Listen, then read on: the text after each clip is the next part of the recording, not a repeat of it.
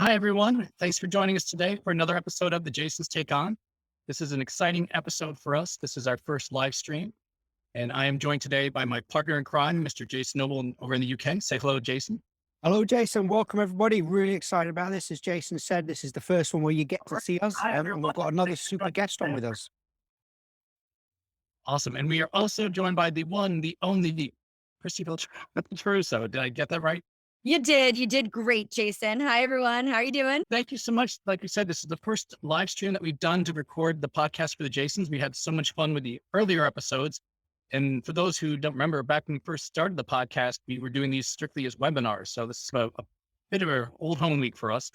As we're going through, for those of you who are able to join us live, please go ahead and put comments and questions into the chat window, and we will try and get to those as we go through. But to kick things off, really excited here. We are talking about the question, why do we need to talk about customer marketing?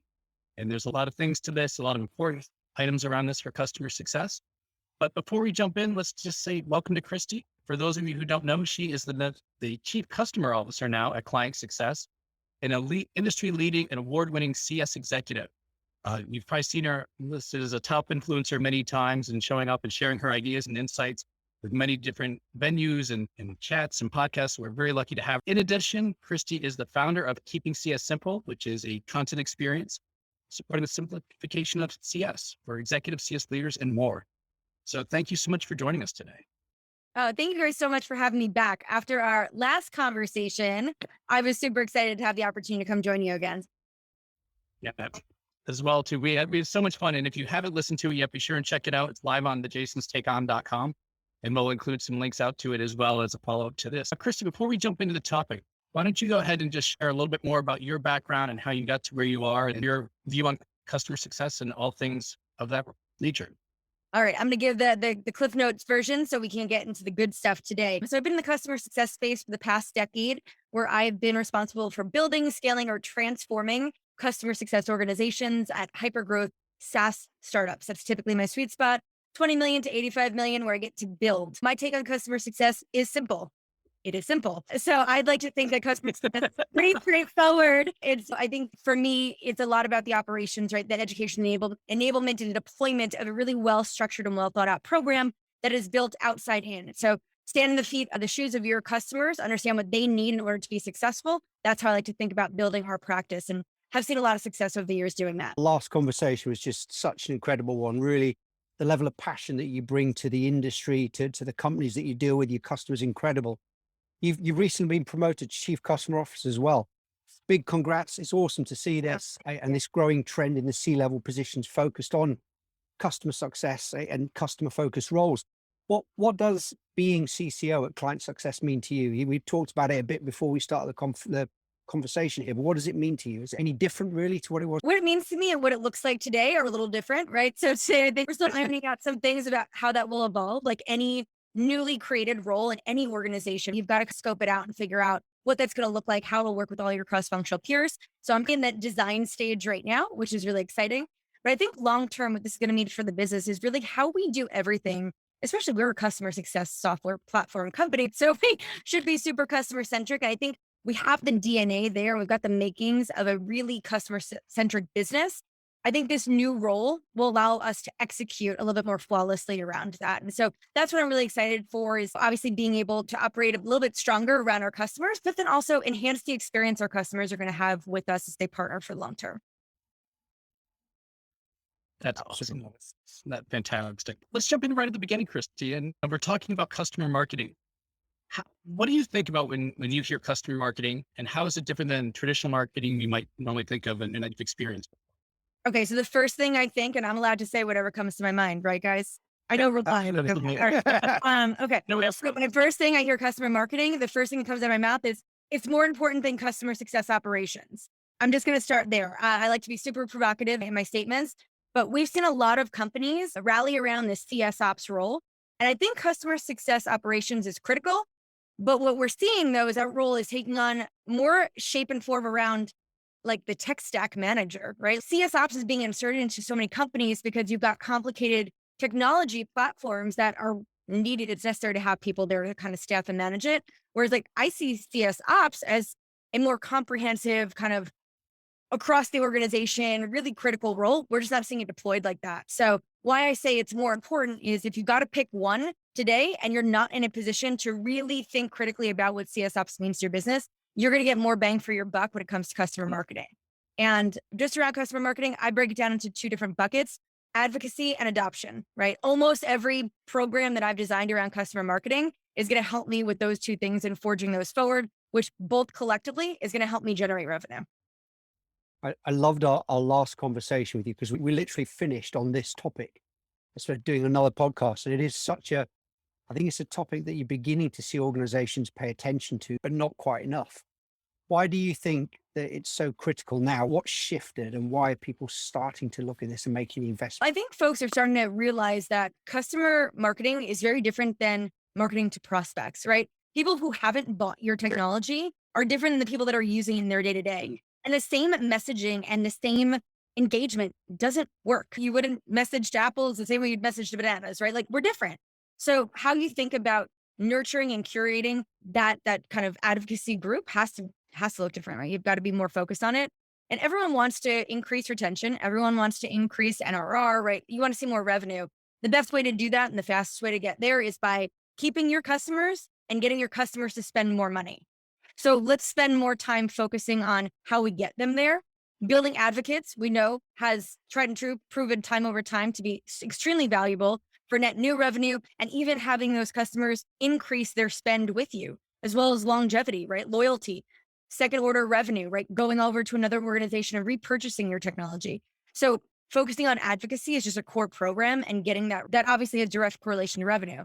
And the other part of it, I mentioned, I break customer marketing down for me into two buckets. The other one being adoption. If your customers are using your product, you're educating them on how to maximize the value, you're introducing new use cases, and you're being thoughtful about doing all of that at the right time, your customers will get more value from the product. And thus that will hopefully increase retention and growth as well.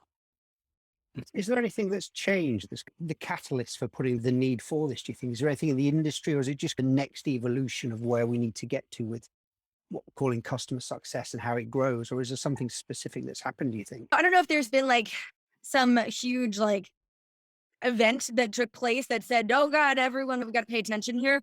I'm going to say I'm a little biased. I spent the first decade of my career in marketing. So I was a marketer before I was a customer success professional. So maybe I like this a little bit more, but I will tell you, I've just seen so much come from it, right? Why do sales always ask for references? Because they know that customer prospects who speak to a customer who's seen value and is happier, it's going to help increase close rates. So if we are able to make direct correlations to these programs, and that's only one example, but if you can make direct correlations to these programs, to that bottom line revenue, you're silly to not be making these investments. And so if you've got to figure out the fastest way to growth, it's maybe not in the ops. This seems like a great place to start. So also, I'm glad you brought some stuff up, because we have a couple of questions for Pam over in the live stream too, which is, how do you see customer marketing different than customer education? How do they fit together? As well as how does it fit with digital customer success? Because I think there's quite a bit of overlap here, but still some distinct differences. So how would you characterize them and where they fit together? Yeah, listen, I think that customer education enablement definitely sits nicely in this adoption category, and the program that you create around that. If the end goal there is to help your customers get more value from your product, then yeah, that's going to happen through education enablement. Now, the mechanisms or the modes or methods in which you're going to deploy that could look very different, right? It doesn't need to be formal classroom style education. It could be in-app guides. It could be drip campaigns that help customers understand value based on certain user actions and engagements. Could be an enhanced knowledge base. So I do think that there's a ton of different ways to think about how you introduce that, and they definitely all work together. I love customer education enablement programs. I think they're key to helping your customers get and continue to get value, right? Like, you go into this, most companies, you walk in, they'll onboard you. That's a whole other conversation, what onboarding looks like. But it's that ongoing education enablement that needs to continuously happen. Because if you're a SaaS product, it's likely, or I'm hopeful, that your company is innovating, which means what your product does a year from now should be very different than what it did a year ago. How are you helping make sure your customers understand how to use that? So I see that program very much supportive of this program. I've seen companies break it down, break it out, can live in a different place, but I definitely think that they work together hand in hand. If the end goal is adoption, they partner really closely. There was a part 2 to that question, and I talked for too long, so I forgot. No, I was talking about how you see this different than digital customer success, or how you see it Oh, yeah. Okay. Like digital customer success, I think also is a whole nother thing because it's not pushed. We're not talking like, oh, I've got the ability to push content out, right? Like, oh, I have HubSpot, I have Marketo, and it's great. I'm just going to push material out to my customers. When I think about a digital engagement, I think about it as like everything, right? Your entire ecosystem of how you're going to engage with your customers. That could be digital events, it could be community, it could be through your online content, could be through your website. Right? I think that there's a multitude of ways we think about leveraging a very effective digitally led program. I don't think it's the same thing, right? Like I think they could support each other a little bit here and there, but I do think the programs themselves are unique in their own. How do you guys client success? What does customer marketing mean there? And a second question is a customer marketing team. If we set one up, how different does it look to a traditional new business marketing team? Is it part of the same team? Does it look different? Okay, so client success. All right, so let me take a step back here. I do think that there's a maturation of a company's journey in which customer marketing is critical. And I do think you need to pay attention to like, when is the right time to introduce it? Now, I would love to say that we have a fully staffed customer marketing organization here at Client Success, but I'd be lying. And since I'm not a liar, I will tell you that I spearhead most of our customer marketing efforts. And we're starting small, right? These are things where I've only been with Client Success for a year, and we have to be very thoughtful about where my priorities lied. We are now introducing some thought around how do we get more methodical around the things that we do to engage our customers around certain advocacy programs? Or how are we thinking about driving adoption through different channels and different methods within the platform or in other channels? So we're now just starting to like create some formal programs around this. They're all still very early in their creation. In terms of other organizations, oh gosh, here we go again. Jason, what was the second question there? What does a typical organization? Yeah, so they're two very different questions. I think the way you've positioned it with client success as well, that's probably very typical of organizations. It starts off probably with one person, the leader, coming with some ideas and building it out. I'd probably put money on the fact that there are not many organizations that do this very maturely yet. So we're still early stage. But the second question, what do you do around, or what does an ideal customer marketing organization look like? Is it the same team as your traditional marketing organization? Does it need different people in there? What does it look like? I've seen organizations where I've worked before that we've had customer marketing. It's exactly the same people. It's just part of their day job. They might spend half the day doing customer marketing, half doing new biz, which works to some extent, but becomes very difficult to scale. Just interested in what you've seen, any recommendations you'd have there. Yeah, this is like the great debate, right? If you do deploy customer marketing, where does it live? Does it live in customer success or does it live in marketing? Now, I'll tell you, I've been in organizations where I've owned customer marketing, and I've been in organizations where marketing owned customer marketing. And I think the focus needs to be less around where does it live and more about what does the program look like and what are the outcomes you're driving. Because at the end of the day, I've seen some really fantastic marketers who had primarily been focused on net new sales and so marketing to prospects convert really beautifully over to customer success marketing and be able to really take that initiative and run with it.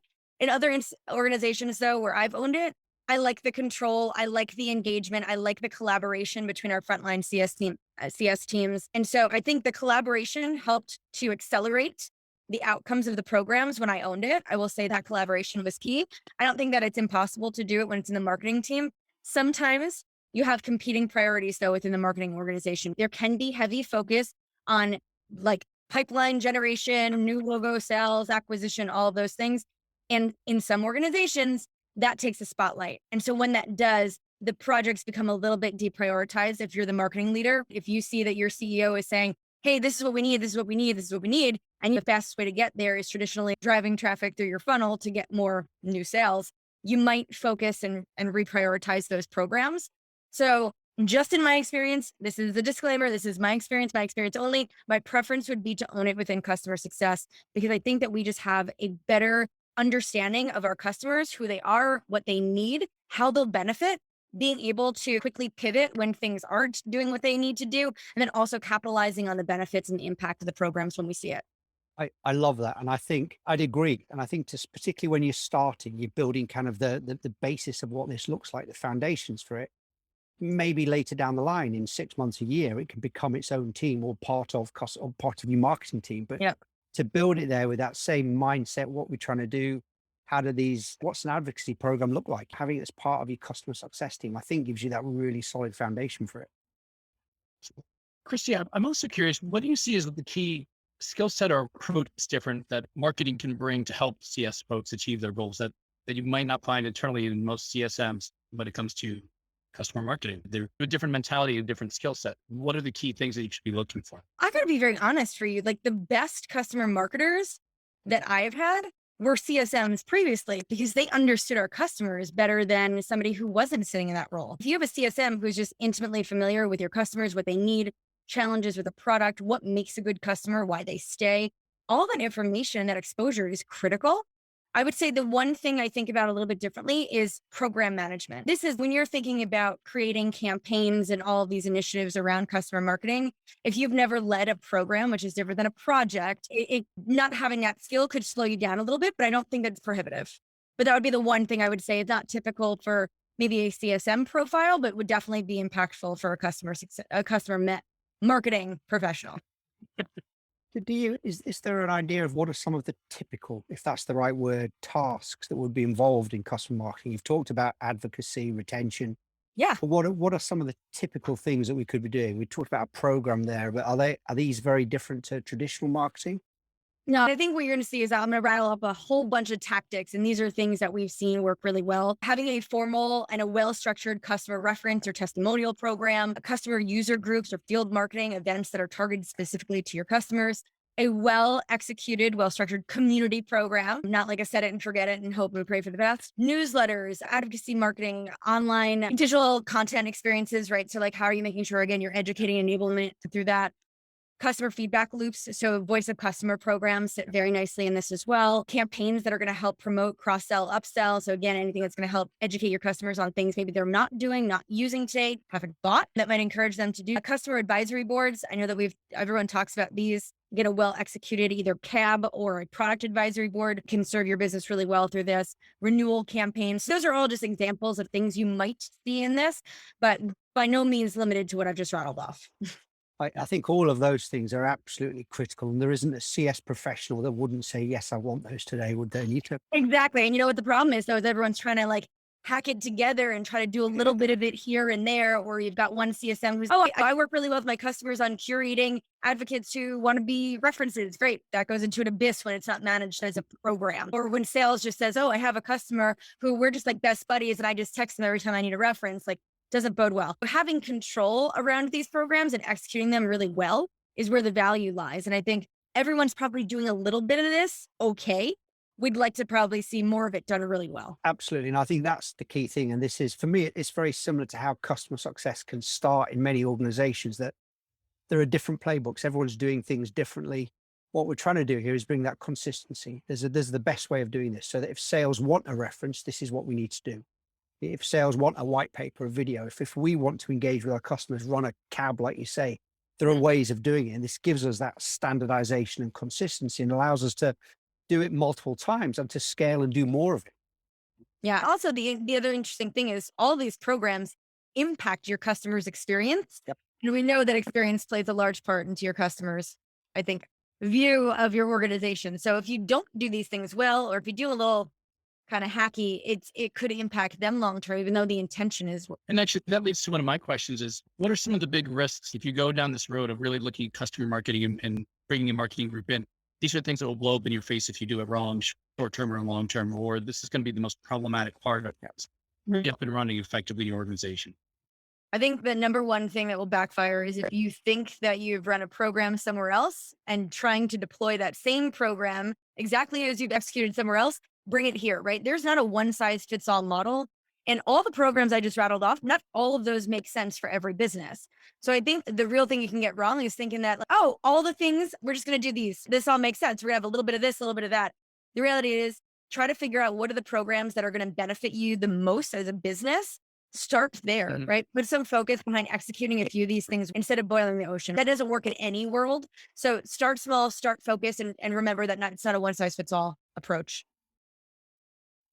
I think that's something that is so critical, isn't it? It's don't bring something in from somewhere else. It's let's make this relevant to our organization, our customers, our industry. And there are so many different things we can start here. How do you go about picking that right starting point? What is the right thing that an organization should look at? How do they determine? Is it referrals that we need to do? Is it case studies? Is it a CAB? Is it a community? There's a lot of investment and conversations now we're hearing about community, a lot of organizations building that up. But how do you know what the right thing is for your organization? I'm interested in your thoughts on that. How do you start this? Yeah, I think you got to go back to your business objectives to figure out what is going to move the business forward. If you say, you know what, we know that we have a 25% increase in close rate when our prospects have references, but we only have 3 people that we know of that are in our reference program, maybe a good place to start, right? If that's going to influence revenue. If you know that your customers are not adopting the product because they don't know how, maybe training enablement makes sense. Yeah. So I think the best way to figure out what makes sense for you is go figure out what are the things that you need to enhance in your business to go drive your outcomes. Focus on those. Mhm. So, Kristi, I'm wondering from a customer marketing perspective, are there things that people should be doing or questions they should be asking to target the market to their customers based on their health score, where they are? If someone is having a really bad experience or that they're not getting the buy that we're like, how are you just going to save this account? I probably shouldn't go after them for a reference through some sort of mass blast. So what are some of the specific things people should be looking at of here's how you need to really focus your stuff to be effective? Yeah, I would say the first thing that I always love to look at is just your customer lifecycle journey map. I think it's really interesting to think about the timing of where your customers are in your partnership, not necessarily their journey with their program that you are a small part of, but rather the better life cycle and say, you know what, asking a customer for a reference when they're 15 days into their contract probably doesn't make sense. So if you use your life cycle, it can actually help drive and help you figure out what are the best programs to deploy throughout that. So I think using that as your first barometer of, hey, there's some standard things we're going to do in the life cycle. Here's where they make sense to insert them. And some of those are time-based. Jason, I think to your point, also looking at other metrics, right? Like customer health, customer engagement, right? If your customer is disengaged, throwing a bunch of just content and material and pushing at them, you're having a one-way conversation. And that's probably not going to change the dynamic of that. So maybe you don't want to just keep shoving more things down them. It's possible if they're overwhelmed, they're inundated, they're not getting what they need. So take a step back, probably not a great idea to just think about it that way.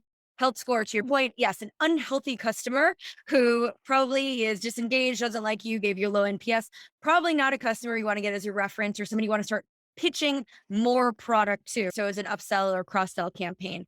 Instead, if you do have customers who have given you maybe a positive NPS score or a great CSAT, or heck, have left you a great G2 crowd or G2 review or something like that, those might be the customers you want to go after to go figure out, do you want to be a reference? Can we do a case study together? Do you want to give me a video testimonial? So I think looking at all of that data should help drive at least directionally where you Looking at the data is critical, isn't it? Because you could just imagine organizations now, you send an email campaign to all the customers about upsell. you're tone And deaf, right? Like Absolutely. You've got a customer experience, like saying, you can't you have to listen to them. You pay attention. Listen, your customers, even when they're telling you nothing, are telling you everything. So Right. use all of that to inform what you do, when you do it, and how you do it. makes it even more important, sorry, Jace, that we should be having someone that comes from the customer success team to start with. I'm telling you, that's been my Our best journey. success. There's nobody that Yeah. knows your customer and like that. Ooh, not now. Those moments, right? Like they're so intimate with it, and they knew they can empathize. But they know what it's like to be a CSM. So listen. If you can find somebody who is passionate about these programs and can convert them, I think that there's a lot of value in that. So I have a quick question, then I see you have one in the chat as well too. But my question is, when you've got a customer marketing effort program underway, what do you need to do to coordinate your messaging and your actions with CSM, especially like in a high touch situation? We may have QBRs and EBRs coming up in different cadence with customers, or we want to make sure that we're either reinforcing what we're going to be saying or that we're not getting the cart before the horse. Practically, how do you coordinate that, or do you not even try?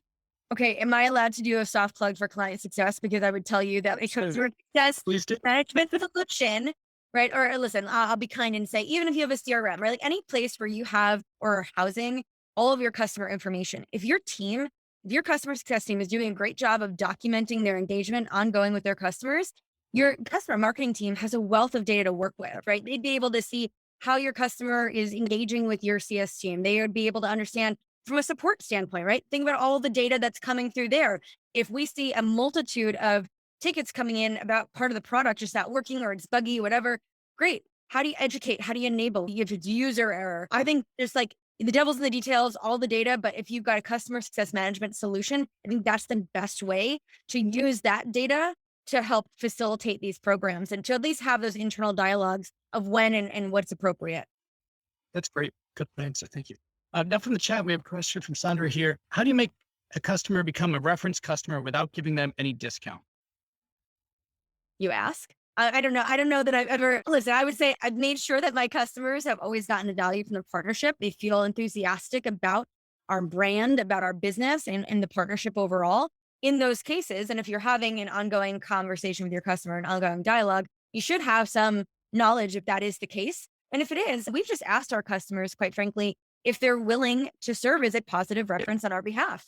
We're very clear about what the time commitment is. We try to make sure that we're not asking our customers to do too much, but we keep track of that. So I think setting expectations and putting the ask where your customers are getting value, I think it's mutually beneficial. I've never had to pay, although we've done things like thank you gifts, right? We like to lead with gratitude. So if your customer does serve as a reference, maybe you want to give them like a little gift card or some swag or a little token.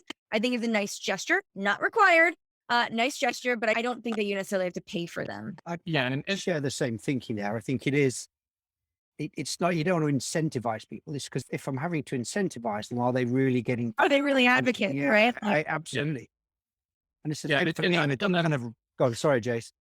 I was going to say, same like job references. I think it's part you get used to. I'm going to give someone a reference and someone will do it for me. And that's just part of the give and take of being society. Yeah, I think it's the mutual benefit, the mutually beneficial aspect of the partnership. And we always say that. I will tell you, we do a partnership kickoff when we start the relationship with our customers.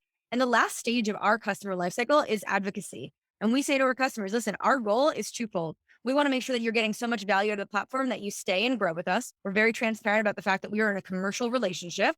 My goal is that you get value and that you renew. If we both do those things, it's mutually beneficial. And the other part of that is that you are willing and able to be an advocate for us, right? We want you to be so successful that you want to go out there and sing the praises, either with our prospects, with other customers, or behind our back. Feel free to go out there and tell everybody how wonderful we are. That's our goal. Absolutely. Kristi, this has been another incredible conversation with you. Absolutely incredible. Thank you again for joining us. What we always like to do, kind of as part of our conversations, is do what we call a bold challenge question. And I think don't look worried. The one Monday, I might not be ready.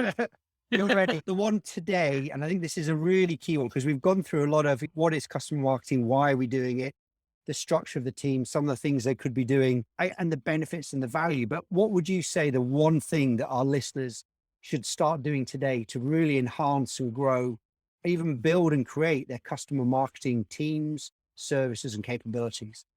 Go collect some feedback about how your customers feel about your brand, your business, your product, your people, right? You need to get some visibility around that because listen, if they're saying like your product is not usable and I'm going to use it, it's going to direct and guide where you should prioritize. So find some way to go and collect some feedback and then use that to drive your strategy. That would be my place. Start there, use what your customers are saying and what they're not saying to go figure out where you need to prioritize your efforts. That's awesome. That is awesome. Kristi, thank you so much. Before we go, we also would like to invite you to do a shameless plug for your activities, for client success, whatever is a passionate and top of mind for you. So everything CS related is a passion of mine. But if you are in the market for a customer success management solution, whether you have something in place and you want a different solution, you haven't deployed anything yet, looking for something net new, please head over to clientsuccess.com. Please request a demo. We're happy to have some conversations, introduce you to the solution. Hopefully, maybe it's a fit.